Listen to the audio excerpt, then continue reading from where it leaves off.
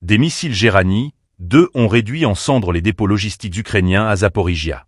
Quelques heures plus tard, des Iskander-M frappaient un poste de commandement à Druzhkovka.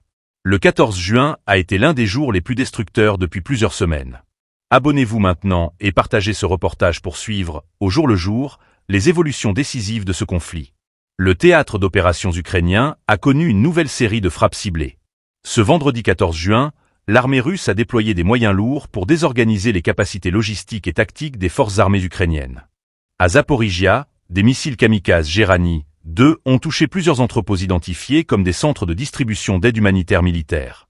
Les images publiées en ligne témoignent de violentes explosions, nourries par des munitions stockées sur place. Selon les sources russes, ces dépôts alimentaient directement les unités positionnées sur la ligne de front sud. En parallèle, un hélicoptère d'attaque russe a intercepté et détruit une camionnette chargée de drones et d'explosifs. La scène, capturée par caméra thermique, montre une frappe précise, suivie d'une détonation qui confirme la nature militaire de la cargaison. Cette opération s'inscrit dans une stratégie plus large de neutralisation des capacités offensives mobiles de l'Ukraine. Sur le terrain, les équipages de chars continuent d'opérer en première ligne.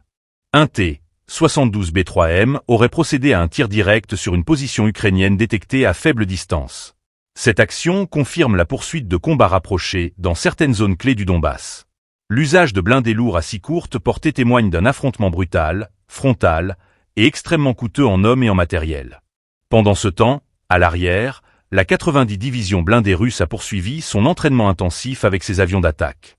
Ces exercices, menés sur un terrain isolé, mettent l'accent sur la précision en conditions dégradées, notamment face à des défenses aériennes simulées.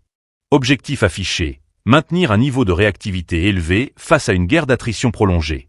Enfin, les missiles balistiques Iskander-M ont été utilisés pour viser des cibles de haute valeur. L'une des frappes les plus marquantes de la journée a visé le poste de commandement du groupement opérationnel tactique Louhansk, près de Druzhkovka. Une autre frappe a ciblé la 36e brigade des forces armées ukrainiennes. Ces 2 attaques visent explicitement à paralyser la chaîne de commandement dans l'est du pays.